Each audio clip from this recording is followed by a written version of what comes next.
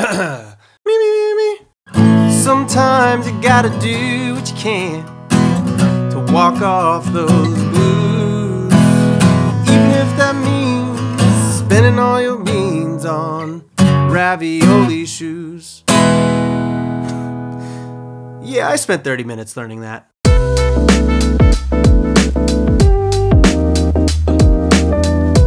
Hey everybody, welcome back to another episode of Robuilt. I'm your host, Rob, and let's get right into this today. I think I want to talk about my real estate journey and how I was able to pretty much turn $6,000 into the $1 million portfolio that I have today. Now, a lot of people in my comments have said like, oh, it's so easy to build tiny houses and buy houses and all that stuff when daddy gives you money in your trust fund, baby, and blah, blah, blah. I don't even know how to address that because I was born far from rich. My parents were immigrants from Mexico and they gave up everything to move to America to provide for me and my sisters. And they did a phenomenal job at that. And really they are my biggest motivation for ever getting into real estate in general. I mean, for me, my goal is to become wealthy, not so that I can buy nice houses and nice cars, but it's so that I can provide for both my immediate family, Ash and Isla, but also my parents. I want them to never have to worry about money again. And I'm really on track to build something that provides for them for, you know, like the next 2 years or so. No, I'm just kidding. For the rest of my life. Like, that's a goal that I have, and I feel like I'm really tracking with that goal. And to jump into that a little bit further, my parents are really the reason why I even got into real estate to begin with. I saw them as a kid try their hand at real estate many, many times, and at times they had really big successes, and at other times they didn't necessarily have big successes, but I was at least in the world and I got to learn from them. And while I'm 31 now and I have a really great portfolio, I didn't really start until I was 27. But if I'm being totally honest, I was so in my head, I felt like I started too late as a 27-year-old, which is ridiculous. And in the 4 years that I've been in real estate, I've been able to grow my portfolio into something that I'm actually really proud of. I've consulted about 400 people at this point, and just a quick note on that, I've shut down my consultation business indefinitely to focus on a few of my other ventures. Thank you for everyone who's booked. But one thing that I've learned from consulting such a large group of people is that people from all walks of life are still trying to get into real estate. Whether you're 50, 60, I've had people up to 75 years old that wanted to get into real estate, and it warms my heart because they understand that it's never too late. And if you're watching this today, I want the one key takeaway from this video to be that it's never too late to start, I promise you. So with that, let's talk about my journey, which wasn't really easy, if I'm being honest with you. We were so broke, like house poor to the max when we bought our first house. I remember my wife and I had started our new jobs and we weren't sure if my wife was gonna get a paycheck in 2 weeks or in 4 weeks because her school paid her every single month. And when 2 weeks passed and it was time for her to get paid, she didn't get paid. And I remember being so stressed and so frustrated because like we had no money. I think we had like $50 in our bank account, $15,000 of credit card debt. Maybe this was right before we got to 15, but we had about $10,000 of credit card debt. That house in Kansas City was the first house my wife and I had ever purchased. It was a purchase price of $159,000. And it was an FHA loan that was a 3.5% down payment, which came out to about $5,500. And I think by the end of it, we spent about $6,000 to purchase that house. And it wasn't $6,000 that we just had laying around because remember, we were so broke. We actually got a tax return in the amount of about, $5,500. I think we had $500 in our bank account, and we used that to put a down payment on this house. How we got approved for this house loan, I have no idea. Hashtag the big short. We're gathering information, okay? We're not advertising our short position, right? We don't want to spook everybody. Can you do that? I know you got a big mouth, you like to run it. Can you just keep it shut for a few days? Okay. But, somehow we were able to get into this house. I'm really thankful that we were because that was really the catalyst for the creation of my portfolio. A couple years go by and we decide, hey, we're broke. Why don't we just move to LA? And that's exactly what we did. So we sold our house in Kansas City and we made $40,000 profit on that house, which was the most money we had ever had in our life. I think at that point, the most money I'd ever had was the down payment, which was about $6,000. So we moved to LA, and after paying rent for about 6 months for a 600 square foot apartment, I told my wife, I cannot bear to pay this amount of rent in LA for such a small apartment. Let's buy a house. And she was like, can we afford it? And I said, absolutely not. But I would rather pay into equity than pay it to a 500 unit apartment complex. So we bought our house in LA for $624,000. Again, we did an FHA, which was 3.5%. And by the time we had gotten different credits and everything back from the seller, we paid $18,500 to get into that house. And the reason I even chose that house to begin with was because underneath the main house, there was a 300 square foot studio apartment apartment that I said, well, hey, if we rent this on Airbnb, I think we can actually make between $2,000 and $3,000 a month on this. And my wife was like, if you're sure, and I'm like, I'm not, but I think it'll be okay. Well, I'm really glad I took the risk because that's exactly what happened. That little studio apartment was bringing in between $2,000 and $3,000 a month on Airbnb, which was really, I mean, that was like life-changing money for me. On top of that, the original apartment that I had when I moved to LA, I had on Airbnb because I didn't want to break that lease and pay $2,000. So I was like, yeah, why don't I just put it on Airbnb? What's the worst that can happen? And that was also producing income for us too. So then I decided to build a tiny house in my backyard, which really ended up changing my life in a lot of different ways. And it's all because I decided to take the risk to do it. Again, I didn't have the money to do this. I had about $16,000 in savings at the time. And I took out a $45,000 private loan to build this tiny house in my backyard. That was an interest of 7.54% APR, which is mega high. I'm high. And I thought that that's how much it was gonna cost to build me, but really ended up costing me $72,000. So I spent about $16,000 of my own cash, like everything that I had in savings, and then I put the rest on a credit card, a very high interest 27% APR credit card. Again, at this point, even though I had some monthly income coming in, we were still very house poor. Let me be very clear about that. So from there, we refinanced our house to get rid of PMI, and we applied for a home equity line of credit, which was about $90,000 or so. And at this point, I decided to build a tiny house in Joshua Tree, California, which also changed my life. It's a really cool thing to reflect on, and I'll try not to cry. Anyways, so that house cost me $165,000, and $90,000 of that was on a home equity line of credit. My parents kicked in about $40,000 of their own cash, and they're actually 50-50 partners on that house. Now, a little backstory on that house. My parents are retiring, and like I said, like they are a really big motivation for me to succeed. So I wanted to build a house that would provide passive income for them. So I was like, hey, look, if you invest about $40,000, you'll be a 50-50 partner. I'll give you half the profits forever. And they were like, sure, son. So really the reason I even built that house was for them. So for the other $35,000 that it took to complete that house, I put most of it on a 0% interest credit card because I had learned my lesson with high interest credit cards, and that was 0% interest for 18 months. And then the rest of it was just cash that I had in my bank account from saving up. So with all that said, that was a very cobbled together deal. That one did not just fall in my lap. I really had to work for that one. And by the time it was all done and I had all these different debts and all that kind of stuff, I did what's called a cash out refinance, where the bank would actually come in and appraise the property and give me 75% of that appraised value in the form of a 30-year note. So if we just math this out very quickly, it appraised for $233,000 at the time, and 75% of that was $174,000, which is about what I got back from the bank, less closing costs and all that kind of stuff. So I did a cash out refinance. I was able to pay back my parents, my home equity line of credit, my credit card, and get all the money back from that deal. Again, really had to work for that one because we actually had to appraise it 3 separate times because we could not see eye to eye on that final appraisal amount. Around this time, I met one of my business partners in an improv class, and after a show one day, we were sitting outside of a bar, and I was telling him how I wanted to become wealthy from real estate, and he was like, well, me too. And I said, we should partner up, but I don't have any money. He's like, well, I've got money, and if you teach me how to do this, I'll fund the construction, and we can build a house together. And I was like, fantastic. So this really brings up the point of OPM, other people's money, where you work, you put in your sweat equity, your experience, and your knowledge, and you have someone else front the bill in exchange for keeping it more of a passive income for them. Now, in this specific scenario, he really wanted to learn how to do this himself so he could go out and do it for himself, which is actually what he's off doing now, and I'm just so proud of him.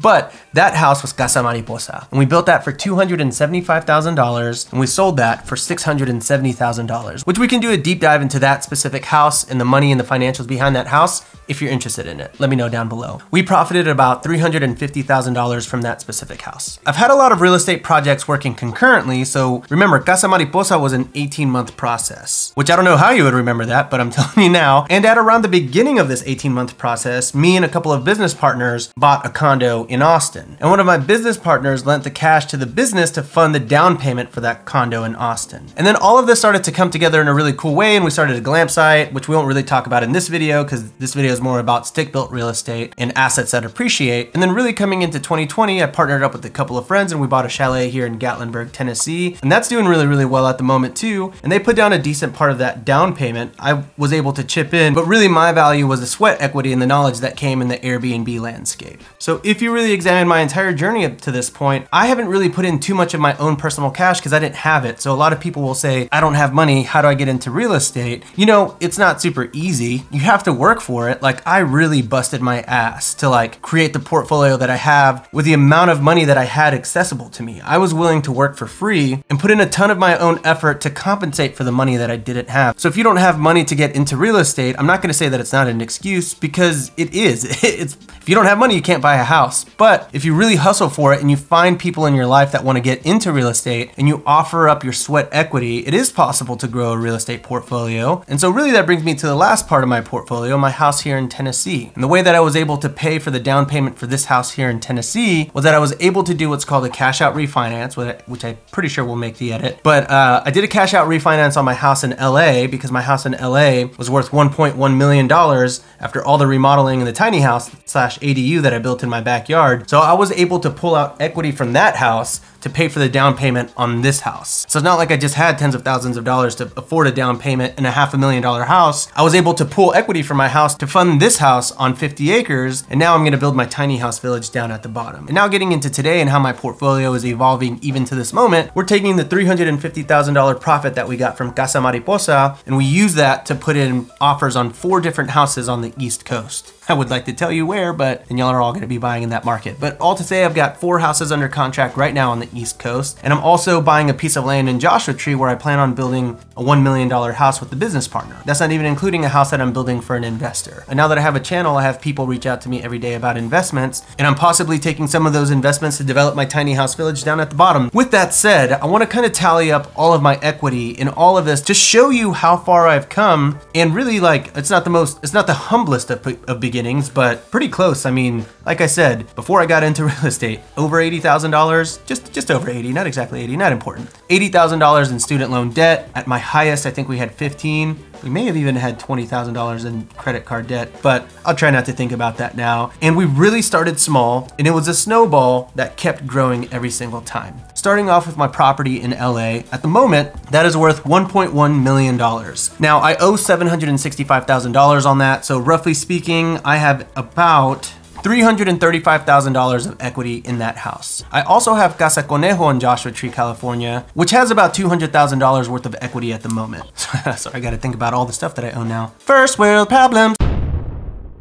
Hold on, sorry, okay. Then I have a condo in Austin, and I have about $30,000 of personal equity in that specific house. Then we have our proceeds from Casa Mariposa that we've dumped into the 4 houses on the East Coast, plus the land that we bought in Joshua Tree. So my stake in all of that equity comes out to about $175,000? 175 times 2, 150, yeah, $175,000. Then I have my chalet here in Gatlinburg, and my stake in the equity there is about $100,000. And then I have my house here, which has appreciated greatly since I bought it. I mean, I literally bought it 2 months ago for $510,000. The appraisal came back at $610,000, and things have even gone crazier since then. And I put a pretty sizable down payment on this house, and my equity here is about $160,000, maybe $150, but 160 gets me to $1 million. So like basically $1 million, maybe $990,000 to $1 million. I don't really know, somewhere in there.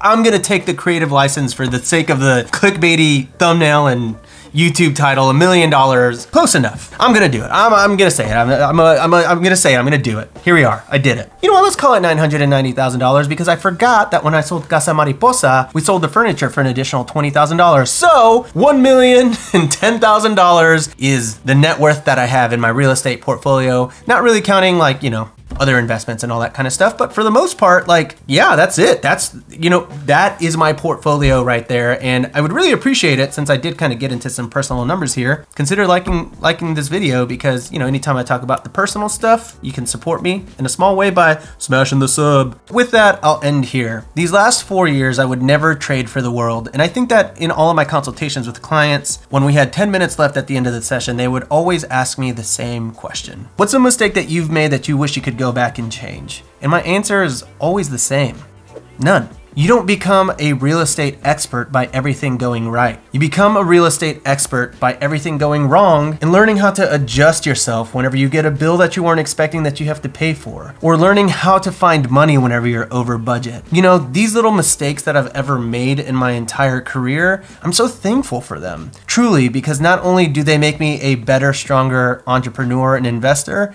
but I'm also able to share them on the channel with you and hopefully help you out in some small way. So with that said, I'm thankful for mistakes, and you should be thankful for mistakes too. Not to get all sentimental here, but I really feel like a stronger, better, smarter person for everything that's gone wrong in my life. And that's really how we grow as entrepreneurs and real estate investors, and I guess as people, not to get too deep or anything like that. So I'll leave you with this. I know many of you watching probably have not gotten into real estate, and you really want to get into real estate, and you're getting caught up by analysis paralysis, and you do so much research to the point that it scares you from making these decisions. And I just want to say, get started, get into your first deal, okay? Like, you're gonna make mistakes. There's no amount of research that's gonna make you a perfect real estate investor. You can listen to all the podcasts, you can read all the books, you can watch all the Robuilt YouTube videos you want, and those are gonna set the foundation for you and help teach you the concepts. But it's not until you're actually doing a deal, and you're fixing a house, or you're running an Airbnb that you're actually able to apply those concepts and become a savvy investor. So if you wanna do this, and you're very serious about getting into real estate, do it. Contact a realtor in all of the markets that you're excited about, all the markets that you're prospecting, and get on a list. Set a budget and get on a list and get emailed houses every single day in all those markets. And then get a pre-approval from your mortgage lender. When you have your pre-approval and you're on a list, you're ready to go. And the hard truth here is that you're probably not gonna get your first offer. You may not get your second or third, but on your fourth one, I think you will. And I promise you, if you get into a house, it's not gonna be hard, but it is gonna be hard work. You're gonna be so happy that you did. Because in a few years from now, you might say, wow, like, I can live off of this rental income. I can quit my job. I'm so thankful that I started when I did. Granted, sometimes I wish I started a little earlier. Honestly, if I had started earlier, it might have changed everything about my life. It may have changed what houses I bought, it may have changed me ever starting a YouTube channel. So I believe that I invested exactly at the time that I was supposed to invest. And so for you, it's the same thing. If you invest right now, it's the time that you're supposed to invest, because I think everything happens for a reason. So thanks for coming to my TED Talk. I don't know, sorry, that was weird. That got weird for me there. I feel like a coach coaching a high school team in the final moment. What? This is the final moment of my video. Yes, I'm almost done. All right, well, I guess I gotta go. Thanks for watching another episode of Robuilt, and don't forget to like, subscribe, leave me a comment if you learned anything today. I don't know what there is to learn, but thanks so much for everything, and I'll see you next time. Bye.